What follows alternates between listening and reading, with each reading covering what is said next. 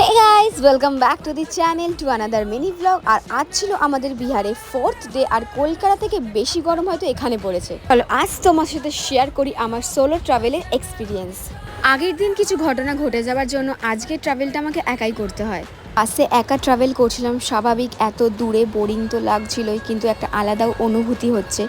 আর এই যে প্রকৃতির সৌন্দর্য, জাস্ট অসাধারণ। প্রায় 5 থেকে 7 কিলোমিটার পর পর ছিল গ্রাম, জনবসতি এলাকা, বাজার। যেন মনে হচ্ছিল ছোটোবেলায় যে আমরা ছবি আঁকতাম খাতায়, সেরকম কেউ হয়তো এঁকে দিয়ে গেছে।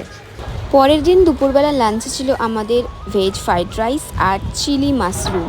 আমি মনে করি জীবনের প্রত্যেকটা মানুষকে যেরকমই পরিস্থিতি হোক না কেন, নতুন করে এক্সপিরিয়েন্স নেওয়াটা উচিত।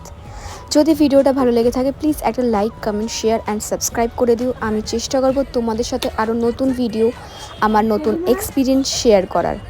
চলো বাই, দেখা হচ্ছে নেক্সট মিনি ব্লগে। টাটা।